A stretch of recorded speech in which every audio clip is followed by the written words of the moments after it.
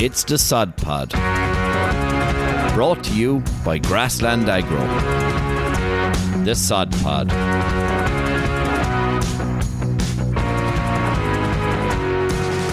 Hello, and welcome to episode 10 of the Sod Pod. We made it.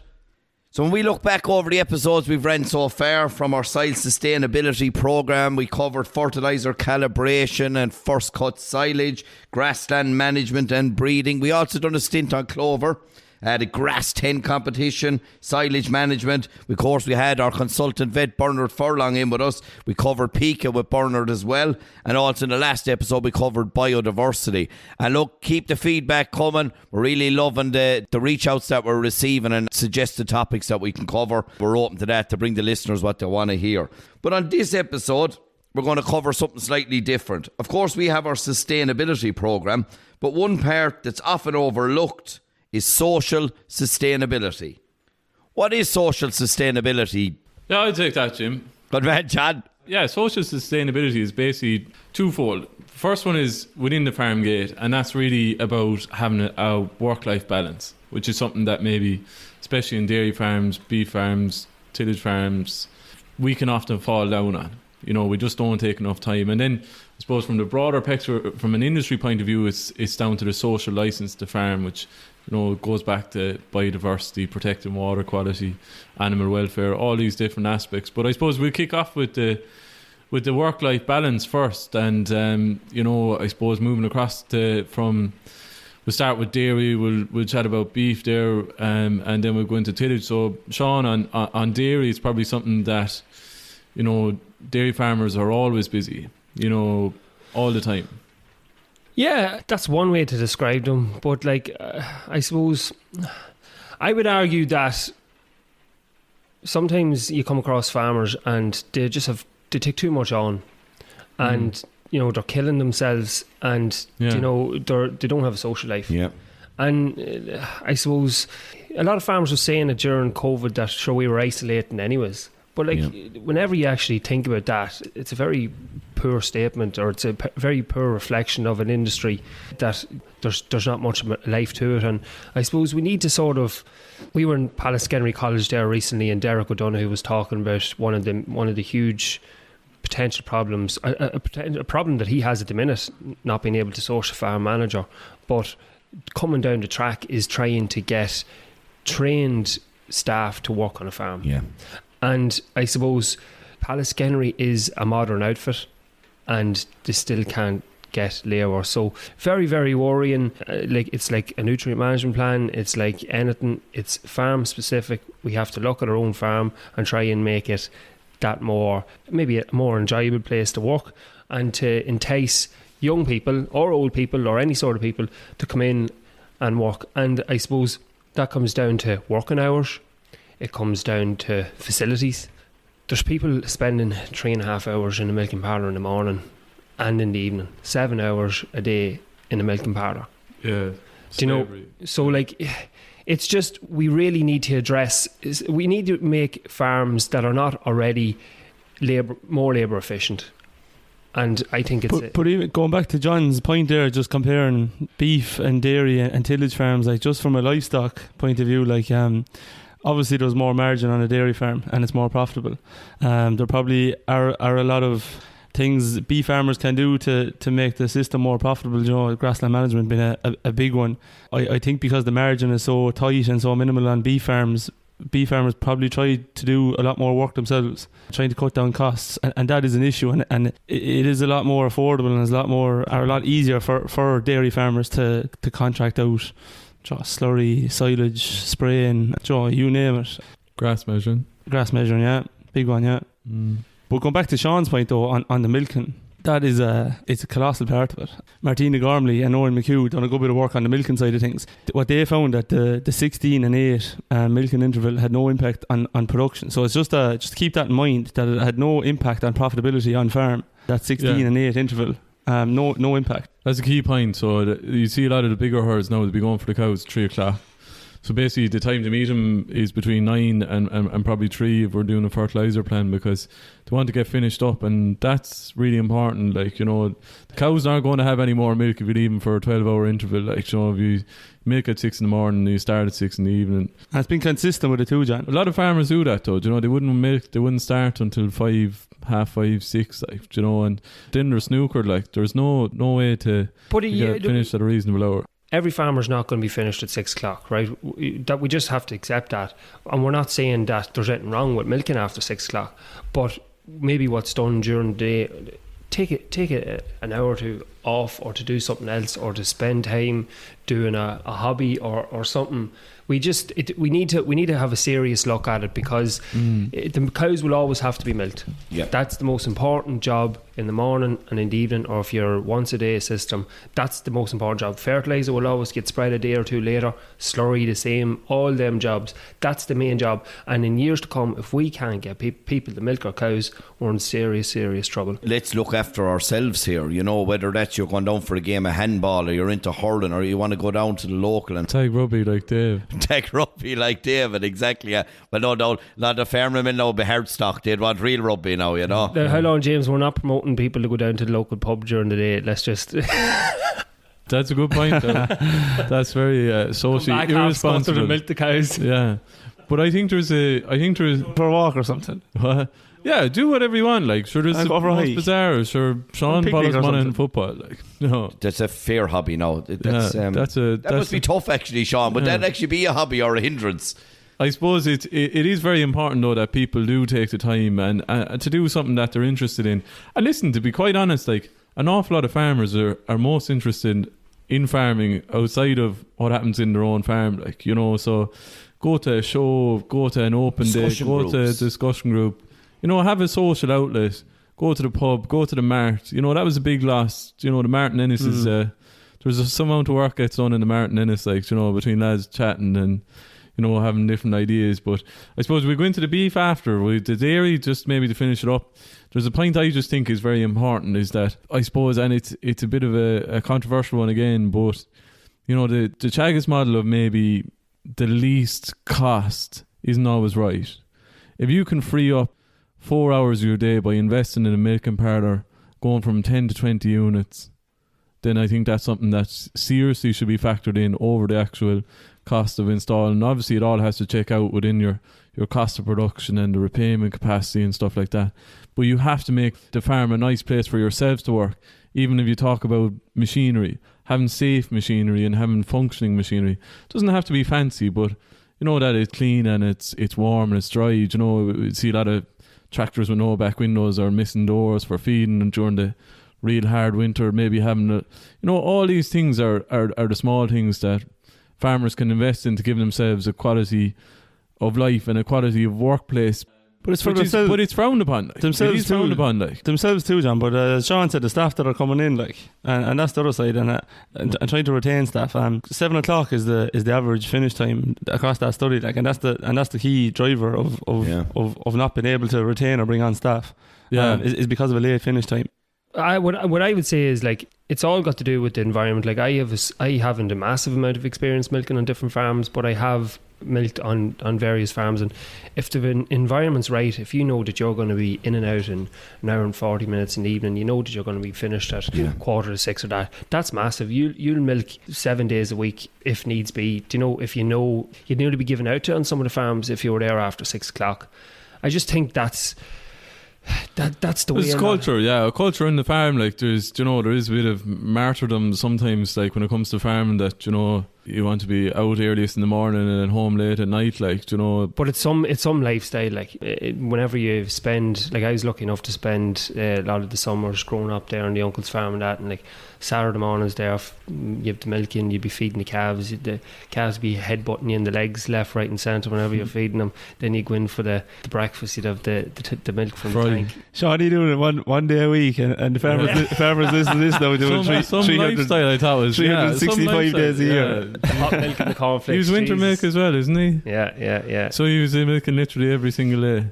Yeah. But well, you did a few Saturdays, so yeah. But the but that Saturday probably gives him a break as well. because you're there able to help out as well, and he can manage his social life there as well a bit on that side. Once you have the good facilities, and that the working day is flexible, and that you prioritise the important jobs, and you just try your best to look after. But keeping structure around those two big jobs in the day, the morning and evening milking, keeping structure around them. And fair enough, there's going to be times a year where you're going to have to bring in bales in the evening, or if I can change young stock or something like that, or whatever it'll be. Yeah. But just trying to keep structure is.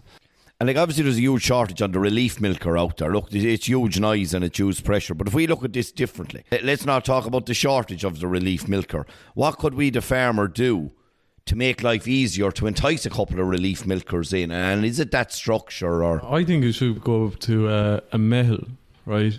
So one of the big problems with a relief milker is that farmers want you for the spring and then that's it, right? So they want you to be there morning and evening in the spring, and then, unless you're going off drawing silage or something, like, you can't expect someone to work for just 3 months of the year during the busiest time, hard conditions, tough work. So I think if you get a situation where there's a group of farmers, they mightn't necessarily have enough work to keep a full labour unit, which is another one we'll get onto, because that's a pet peeve of mine. But anyways, if you have one member of staff that could work in a rotation around 3 or 4 farms that they know very well, and then they could act as on a rotational basis then for the rest of the year between those farms, so they all get a day off. The labour unit one is to really drive it home. I think is just so cold and ridiculous, really, that we talk about labour units and we talk about how hard it is to attract them, but these are people and we're calling them labour units. Yeah. It's demeaning. I feel like, it's a measure,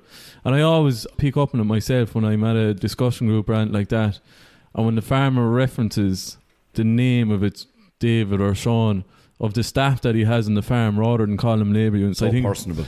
Yeah, but not even that. It's just a sign of maybe, that they understand how valuable they are to the system. Because it is very impersonal, and these are real people, and it's sometimes you wonder, you'd say it's no wonder that it's so hard for some places to retain staff, if their only reference is a labour unit, because this is all driven by people, and maybe it's probably the people management is something that maybe a lot of farmers haven't had to actually deal with before. Maybe having too high expectations of staff or too low expectations, giving them too much mundane work. You have to give people ownership, responsibility, make them part of the team if they're going to flourish, and they're going to really add value to your farm system. And oftentimes they pick up on different bits and pieces, these people who come in to help out in farm as well. That can be just difficult too. Talked about at the start there that farming, the isolating occupation that it is or whatever, and that someone that might have been working with their father growing up, and then the father might have passed the farm on to the son or daughter, and they've been working as a close knit or as a team for, it's not 12 months, it could be 12 years, and then suddenly we're trying to promote the social license and to promote taking a break, 1 or 2 milkings a week. The people management, they're not trained on it, they're not used to it. They're not used to it. They need to get used to managing people, because whenever you employ someone, whether it be on a part-time or a full-time basis, you're now managing. That's your job. And farms have become businesses. They've grown, they've developed. It's a business that each farmer is running, and they're doing a very good job at it, but it takes a lot of time, and in my opinion a lot of farmers are spending too much time whenever they could be subcontracting some of the labour or machinery work out. Sheedy might come in and give us a chat. What do you do? Ideal, yeah, perfect. You get on to him? Yeah, I'll have a word. He's an expert. Yeah, but maybe I don't know him at all. Maybe I'm a catfisher. Yeah, like the two Johnnies. Come on, Jim. This is Nicky from the two Johnnies podcast. James Freeman. You recognise the voice, but yeah, no, definitely. I think they're great points. But it's so important, because there was some survey recently done by Chagas of the well-being of farmers, I suppose, effectively, and I had a wry smile about the terminology. Is some of them, I'm not sure they were getting on average anyways, which usually when we meet farmers as well, it is kind of, they never say they're flying it anyways, but I suppose it really highlights that, that it can be very lonely thing. and that That's what, like, as Sean was saying, those outlets, like even seeing other farms, like going to the discussion groups, going to just even seeing what other farmers are doing, like it'll give you an idea of what you could incorporate onto your own farm. Because farmers, to be fair, and I know myself from home, I know we're not dairy farming, we're beef farming, but there could be fair tunnel vision there. So like on the dairy, and Sean, I think you summed it up really well. We might go into the beef then, like, and I think you made a good point, Dave, about there isn't the same amount of cash around, so they want to do as much as possible themselves, but they don't make it easy for themselves either. Like sometimes, like there's a great story about Pat Corbett and the Queen of the Herd. Will you tell us about the Queen, the pride and joy of the suckler herd in Liscalan? Yeah, sure. She's a Jersey cross, probably. I'd say she's suckler cow now. Yeah, a suckler cow. Yeah, suckler cow. Yeah, she came from West Clare, back near Doonbeg. She must be with us now, 10 years, I suppose. She's nearly reared a herd of cows now at this stage, to be honest. Like I'd say we put maybe 4 or 5 calves through every year. That's 10 years, that's a lot of calves, like, but milking away, lovely, not a bother, but double sucking her, Jesus, it's an awful lot of labour, but the father loves it, and sure, we do fall out over it, but she's probably she's made the most money on the farm, but if you put in the cost of labour, that's the thing, like, like you could argue like that. But there's a lot of farmers at that. I know, sure. That's what I'm saying. A lot of farmers, yeah. But like you would be having rows with Pat, like, about. I know, yeah. But he always puts her in calf then as well. Oh yeah, she'd be in calf. Sure, she'd rear a fine calf herself. Sure. Not a bother. But then limousine cross. Pat would be letting the calves in and out there in the morning and evening, like, which is probably an extra job, like. Sure, like he has to be home every evening. He has to be there every morning to do it, like, and that's for a few months of the year, like, there'll be coming on a month's time now, there'll be another bout of calves under her, and they'll probably be the last crop of calves now, and they'll be weighing off her when they're looking down on top of her. Yeah, and then Dave, on the beef side of the house, probably it's I suppose the mart is a great social outlet as well, like. Yeah, serious social outlet, John. Yeah, savage altogether. Just meeting farmers.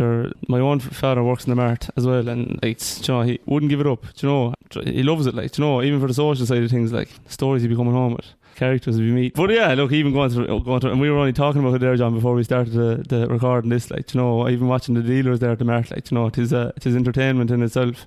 Yeah, definitely. They'd be pulling each other and trying to be effing and blind and whatnot. You have a lot of farmers, dry stock farmers there, that is working Monday to Friday and doing the bit in the morning, doing the bit in the evening, and then having a day and a half's work on a Saturday.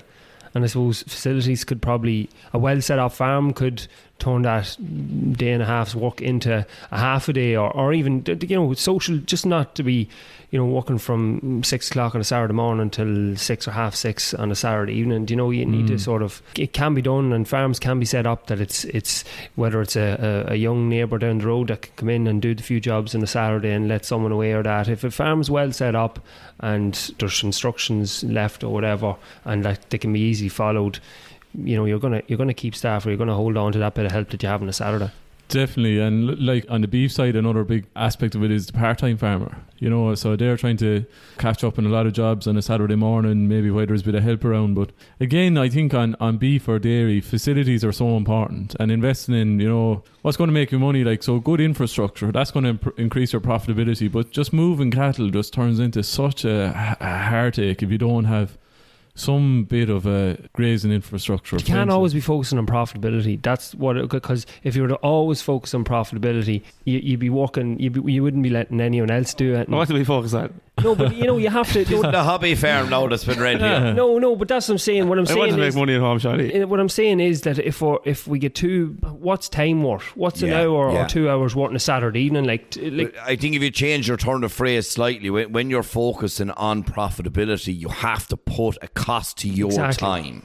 Yeah. So we agree with you, Shawnee. Yeah. But look, you have to. You have to invest money to make money, like, and that is and that's the overarching. But the greenfields is a prime example. Like, a lot of the time people give out about the topless cubicles. I'd have no issue with topless cubicles. They're absolutely perfect, very good. But just smaller things, like, there was no feeders in the parlour, like, for 350 cows, like, manhandling meal for all them, like, and the accuracy, now that's from early on the time now, like, and that was kind of the New Zealand way. But it's not New Zealand we're in either, like, you know. So like I think that you need to have facilities that are fit for a purpose. They don't have to be all the bells and whistles, doesn't have to be feed to yield, but just a good practical labour efficient system.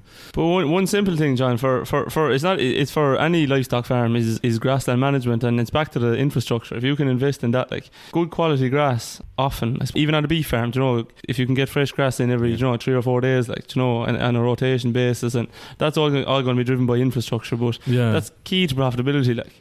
And then on the tillage side of the house, just to give them their fair share as well, like that, you know, there is this perception maybe that the tillage farmers are busy for, you know, 3 weeks of the year, 2 weeks on and a week harvesting, but they are so impacted by weather is that the actual amount of available hours to, you know, spray fungicides, herbicides, with wind as well, like, because we just think if it's dry, then, you know, they can do whatever they want, and then in harvest it can be a huge problem as well. But they end up working very long hours over a very condensed period, and there's so much pressure then because the margins are that much tighter. And that's stressful too, John, on the tillage farm. Huge, trying to find those windows. Myself and Sean and Killian Gregory were up in the Orchard County there last on an apple farm, and that farmer talked to us about trying to find windows to put on foliar sprays, like, you know, possible. And if the shower rain an hour after putting out a spray, he has to go again. Absolute headache. That was a high profile farmer that we were with, and one of the things that struck me, what he said, was that he'd know a lot of apple growers and within the county and across the island of Ireland. And what he said was he doesn't know of anyone under the age of 40 that has got into apples in the last 20 years. Like, you know, it's I don't know, like, and that farmer is relying on maybe 20-25 staff. Is that what he said? Whenever the picking season's getting on. So, you know, I suppose it just goes back to the social end of things, and we're relying. He has accommodation for them, the workers that come in, the seasonal workers, and he has a really good setup, and he gets the same staff every year. So he is obviously doing the job right. But if he didn't get that and his window passed for harvesting, that's a lot of money. It's the same with if you don't get your crop of cereal in, if you don't get the spuds in on time, you know, there's a lot of labour required to get the crops harvested. I actually want to ask you, James, your own opinion. Okay. Social media is an outlet for farmers. You see the amount of farmers on social media, James, is, you know, probably remarkable. Like, it's been a huge outlet for them as well. It brought on a new aspect. When you look at the farms up and down the country and what they're able to do, they're able to engage with a newer range of people, not only across the island. So historically, we were having a big chat there about the mart or the local pub or the GEA club or wherever, that them social circles that people could interact with. And Sean, you just referenced the apple grower, and he knew about 30 apple growers in the same area. So you have these little social circles, but what social media has brought is more and more of these guys into your life and into your world. Social media is not for everyone. Everyone understands that. Some people like to be on it to observe. Some people aren't on it. Some people are afraid of it. But there's a lovely element of talking about what you're at and learning from each other as well, and that can be really good, especially during COVID. It really took off during COVID as well, where was that element of lockdown, and, you know, we weren't able to go down to watch the local under 15 team playing hurling or whatever it was, but it's just been huge. It's a lovely outlet, and we can communicate with each other. What's the best platform? Maybe if someone is, you know, maybe there's a farmer in the different age groups and they want to interact with, like, what would you be saying? Maybe a 40-year-old who'd be 40? So that kind of that late middle age of 40. What would you best place to start if they're not on social media? Twitter, definitely. I suppose farming is huge on Twitter. It's nice, short and snappy. Obviously there is a bit of bad press that'll always be associated with Twitter. There can be a negativity cesspit there, but like if you look at the farming circles that are there's really great debates and talking about what's going on. We take the newer wave, the younger breed of the farmer. They love the world of Snapchat, and that's now evolved even into TikTok there as well, which is massive for we're not on TikTok. No, not just yet. We probably we'll see. We'll see. I'll set it up. We'll have Davey dancing away there to be ideal, you know. But it's unreal the amount of farmers that is actually interacting and getting, like, implementing things that they might see on someone else's farm, if they post up picture of that and then have a go on their farm. Like, you talk about discussion groups, like social media is very, very powerful too. Like, again, it's social. And that's the big thing. And like, it's all about respecting each other. Like, you know, when you've put up something out there, people will come on and be so complimentary. But look, now and again, there's something to be conscious of. There's always one ass out there to maybe say something bad about what you're doing. But like, the reality of it is people support each other. It's a great circle that you could be talking to a guy in Letterkenny and Donegal could start engaging. You could be down at Causeway in Kerry and you go, oh, you're so similar in so many ways. And that can be a lovely outlet as well, you know. Download your app there onto your mobile phone, set up your little profile and just have a look around and see what guys are doing and tip away. It is a nice other angle. But it's really helping our social license. Like, you know, you talked about the two pillars at the start there, John. Everyone's on social media, or most young people is on it, and it's a very powerful tool.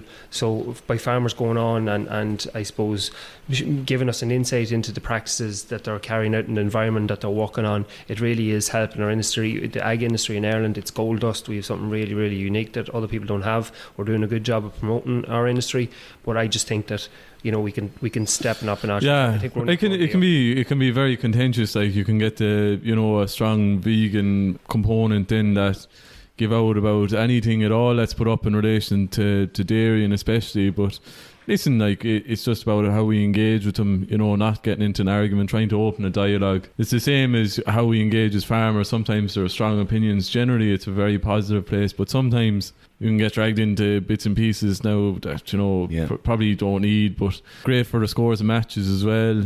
Oh, ideal for that. And most importantly, great to get the word out there in relation to Wordle, which is a brilliant game that James is obsessed with, and you can let the world know how you're getting on. There's an element of jealousy within the Sod Pod at my success rate on Wordle, let's be honest. Did you get it this morning, James, or me? I haven't gone near it yet, Sean, because I've been quite busy. We talk about work-life balance. I had to come in at 6:30 this morning to get organised for you to land in, so I hope to get to Wordle now this evening just after I eat the spud. Very good. Come on, James, fair play. So look, lads, we'll wrap it up there. That was a lovely, insightful conversation on social sustainability.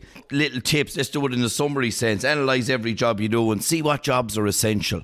Make sure you find as much time to balance that work and life together. And bear in mind, work-life balance can actually still be down at the mark, having a chat with the boys or girls below, learning what's going on. And look, make time for you and your social circles. And just as we always finish up, mind yourself out there. Farm smart, farm safe. Hey, thanks for listening to the Sod Pod. We hope you enjoyed it. To find out more, head over to www.grasslandagro.ie or check out our social channels: Facebook, Twitter, Instagram, LinkedIn and YouTube.